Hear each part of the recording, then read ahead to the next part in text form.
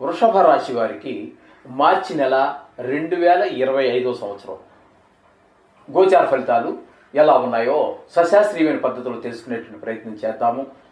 ఇది కేవలం గోచార ఫలితాలు మాత్రమే, జాతక ఫలితాలు కాదు.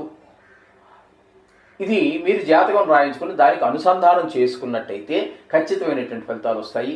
అలా అని చెప్పేసి దీనికి ఏదో ప్రాముఖ్యత లేదు అనుకోవద్దండి. దీని ప్రాముఖ్యత అంటే గోచార ఫలితాలు, రాశి ఫలితాల యొక్క ప్రాముఖ్యత దానికి తప్పకుండా ఉంటుంది. అందుచేత అందులో ఎటువంటి సందేహం లేదు. కానీ ప్రత్యేకంగా రాశి ఫలితాలే జాతక ఫలితాలు కావు. ఆ విషయాన్ని మీరు గుర్తుంచుకుంటే మంచిది. జాతకం రాయించుకోండి నిష్ణాతులైన వారి చేత. మా దగ్గర కూడా ఆ సౌకర్యం ఉంటుంది, రాస్తాము మేము కూడా.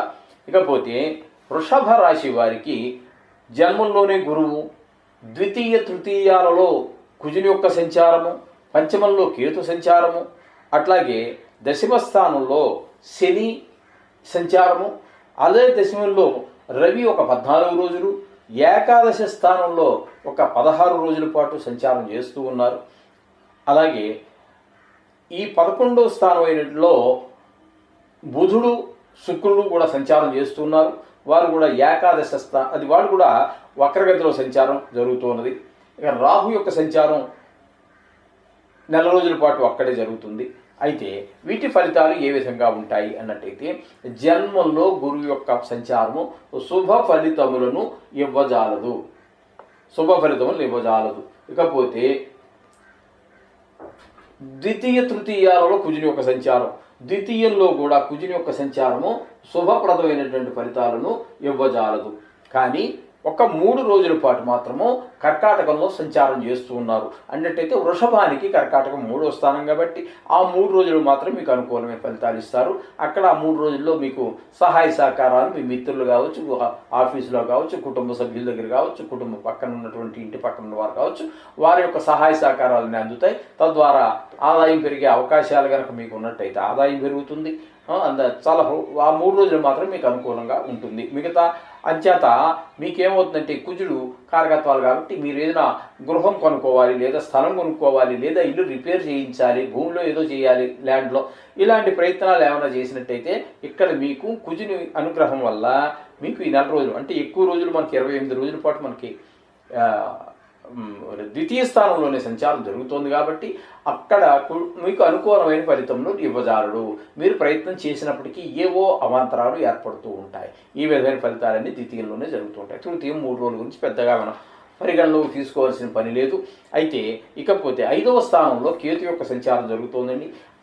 5వ స్థానంలో కేతు సంచారం కనుక మనం తీసుకున్నట్టయితే సంతానం మీద బాగా ఆయన యొక్క ప్రతాపం చూపిస్తూ ఉంటారు, ఫలితం చూపిస్తూ ఉంటారు. కేతులో పిల్లలకి కొంచెం చదువు మీద శ్రద్ధ తగ్గటము, ఆటల మీద పెరగటము, ఆటల్లో దెబ్బలు తగిలించుకోవటము, అలాగే చెడు స్నేహాలకు అంటే వయసును బట్టి చిన్నపిల్లలకు చెడు స్నేహం అంటే ఏముంటూ అది వాళ్ళ మీద ఇప్పుడు హై స్కూల్ వరకు అంత పెద్ద ప్రభావాలు చూపించవు. కానీ తదుపరి వాళ్ళు ఇంకా ఇంటర్మీడియట్ దగ్గర నుంచి మనం తీసుకున్నట్టయితే వాళ్ళకి స్నేహాల యొక్క ప్రభావం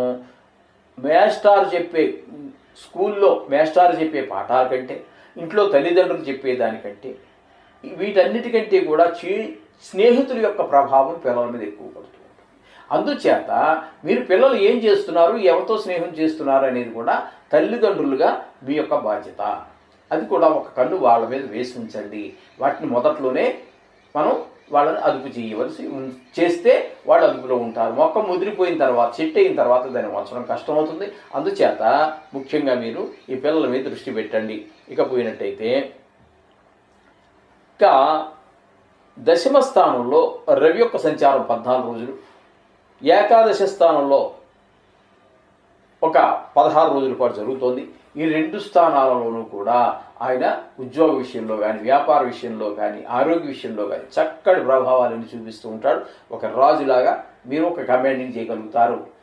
ఈ ఫలితాలన్నీ కూడా మనకి రవి వల్ల ఉంటాయి. తద్వారా ఆదాయం కూడా పెరుగుతుంది. లాభస్థానంలో ఉన్నప్పుడు పెరుగుతుంది. ఉద్యోగ స్థానంలోనూ ఉద్యోగ విషయంలోనూ కూడా మనకి మంచి ఫలితాలన్నీ కూడా రవి వల్ల ఉంటాయి. ఆరోగ్య విషయంలో కూడా చాలా బాగుంటుంది. ఇక శని యొక్క ప్రభావం కనుక మనం తీసుకున్నట్టయితే ఆయన దశమంలో సంచారం చేస్తూ ఉన్నారు. అక్కడ చిన్నపాటి ఉద్యోగ విషయంలో ఇబ్బందులు అంటే కొన్ని ఇబ్బందులు ఏర్పడే అవకాశం ఉంటుంది.